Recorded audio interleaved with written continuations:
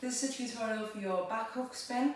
There are a few ways you can go about this, so if you're someone who feels super nervous spinning back and forwards, take the first way, just for now, and then you can try the second way, just to kind of build up that confidence, and also if you're still playing with taking your weight in your arms as well.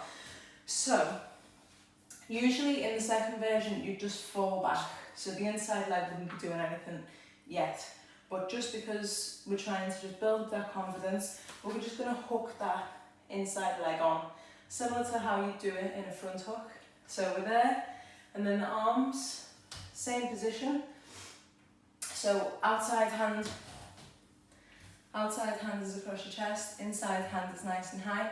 And then from there, instead of going forwards, obviously you're just going to take it backwards, throw your head back, engage your glutes, push your hips forward, and don't lose contact with that knee at the back of the, don't lose contact with the knee against the pole, because that's what's going to help you stay on it. It'll take some of the pressure off your arms. So we're there, we've got that hook, and it's not too high, it's still nice and low, and pushing back, round.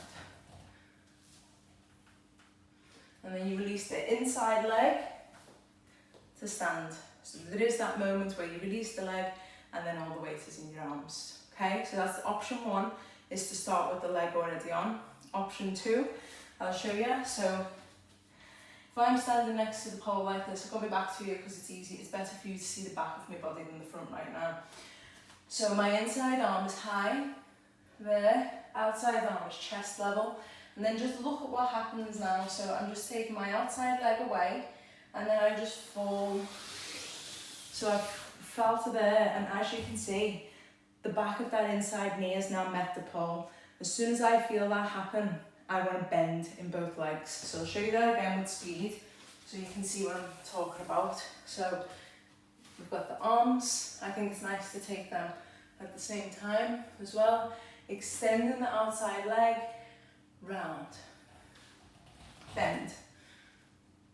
Release the inside leg, swing round, stop. So that's your back hook, very similar to the front hook, just changing direction and playing with that falling away and the suspension of weight. So go enjoy this move and try both sides.